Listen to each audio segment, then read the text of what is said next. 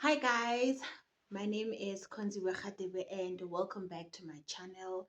If you are new here, please do like, share, subscribe. I would really appreciate it. It will also help my channel to grow.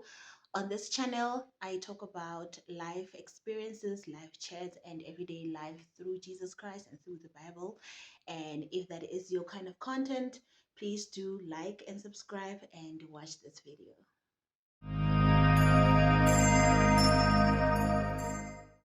So today I wanted to talk about a story, a certain story in the Bible. It's in the book of Luke, chapter 15, verse 11 to 32. I'm not going to read the whole story word to word, but I'm just going to summarize it and then we'll talk about it thereafter. So Jesus says that there was a father rather who had two sons, the eldest and the youngest. And the youngest son asked his father for his share of his father's property. Then his father gave him his share, and then with his share, the son he sold it, and then with the money that he got, he decided to take off and spend all his money by himself. He spent it on prostitute, drinking. Basically, he was just living for the streets. So now there comes a point now that his money is all gone. He blew it. He is starving. He's in a country where he knows nobody. He now has to look for a job. So now he found a job as a caregiver of pigs, and he took care of pigs, and he was not earning a lot. So now he was not earning a lot. He couldn't afford to even buy food. So now he had to eat with the pigs. So he was sharing food with the pigs. So whatever that pigs ate, he also ate. Then he came to his senses. He remembered back at home that his father's servants rather, have so much food that they never in need of any food. Then he decided that he would go back home and tell his father that he has sinned against him and he has also sinned against God. So now, on his way back home, his father sees him approaching. His father was so happy. He was celebrating. He came running to him. He gave him a hug. And he was very happy that his son is back home.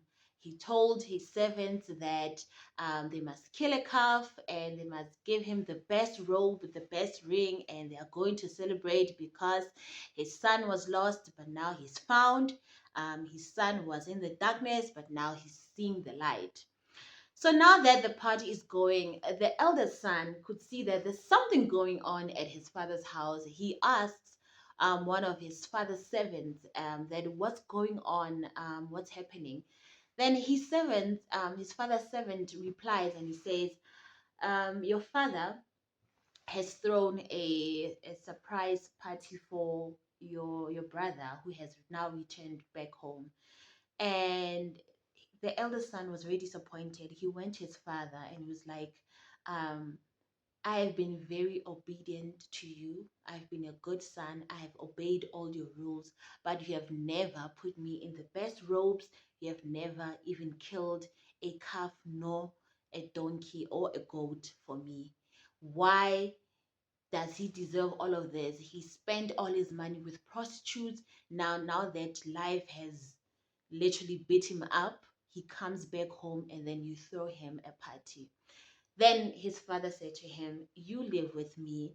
Everything that I own is already yours.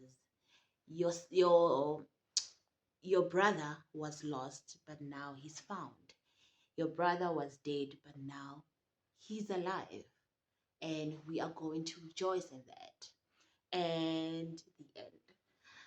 And that story just reminds me of how, as people, we lack forgiveness so much. We not only we lack forgiveness, but even in forgiving other people, we always have to remind them of the bad things that they've done to us instead of looking at the greater good things that they are doing. You see, the father, what he did, he realized that his son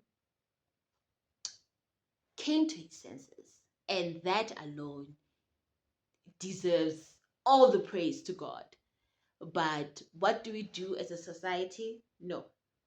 Not only we don't forgive you, but you will get a constant reminder that you did this to me, you did that to me, you did this 1, 2, 3 years and years and years. Even if the person has now repented and they've turned their ways and they've now seen the light, like the younger son.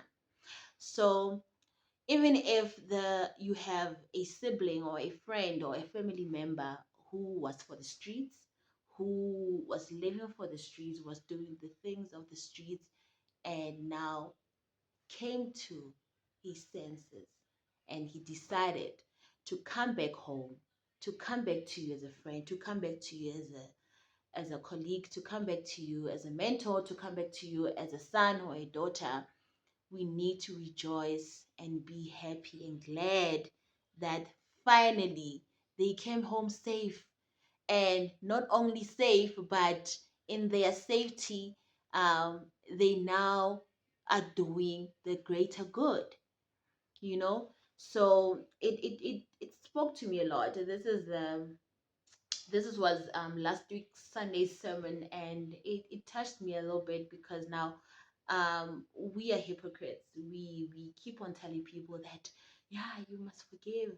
Forgiveness is not only for you, but it's mainly for yourself. Yeah, that is true, but it also matters how you forgive. You cannot be forgiving a person and then still be reminding them of the bad things that they've done to you, or to the other people, even if they've never done wrong to you.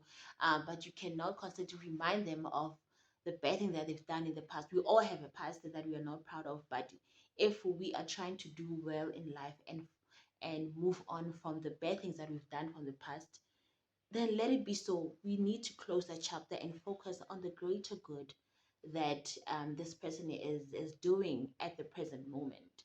So yeah, I just wanted to share that with you guys. And also it's sort of like a reminder that if I also forget, because I'm a sinner too, I'm not perfect. That's why I need God's grace all the time. I need God's grace all the time.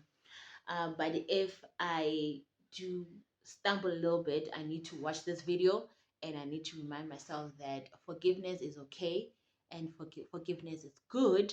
However, um, we must just rejoice in the greater good of people, and especially if they've come to their senses and not remind them of their horrible past. So yeah, I just wanted to share that short message with you guys. I hope you receive this information with love and faith, and remember that God loves you and I love you too. And thank you so much for watching.